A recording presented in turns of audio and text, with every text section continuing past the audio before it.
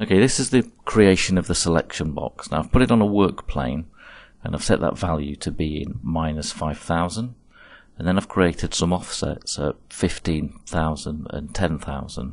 That's because Inventor doesn't like negative numbers, and if I put a negative number in now, then it can add the offset value to that. So as long as it's not more negative than 15,000 or more negative than 10,000, then this box will get repositioned on the work plane.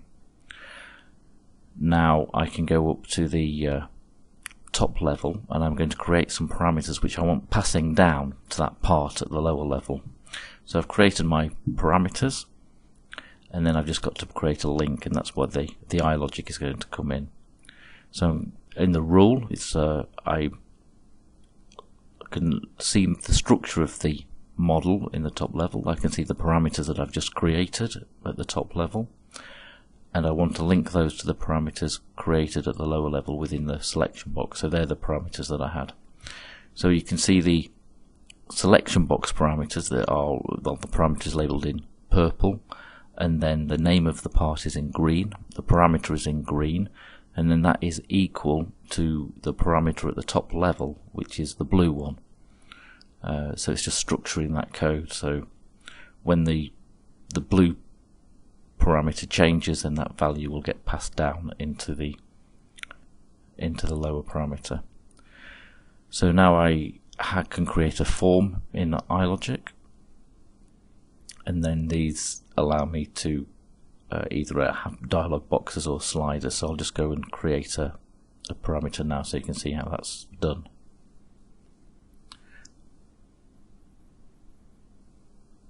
So I'll open up the selection box and I will create a new parameter. So go to my parameter, add a new parameter, and I'll just call it example.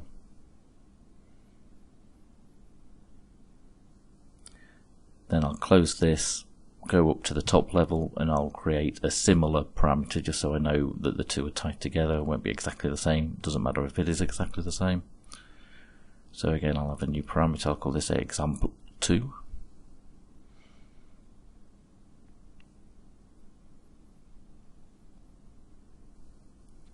And then if you have a look at my iLogic code, those parameters will be visible. So I can find this example 2, I do a right click, capture current content, and then I've got my blue text is what I'm interested in. It's just telling me that currently it was set to be 1mm. I'm not interested in that, I'll just delete it. Drill down through my structure, find the parameter for the part.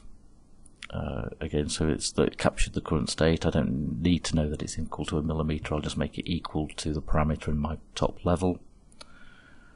Now if I go to my top level, I've got access to that parameter, I can change it, and then I'll open it in the part and you can see that this value changes. So that's in my top level. iLogic code will run, go to my lower level and just have a look at the parameters, and you can see there that the example is now 999. So if I go back to the top level and look at how the form has been created, choose to edit the form, I can see the parameter in the browser towards the left. I just drag it over, and then if I look at the window below, it takes a bit of searching for this, but on the behavior, if I expand that, it'll give me the option of it being a text box.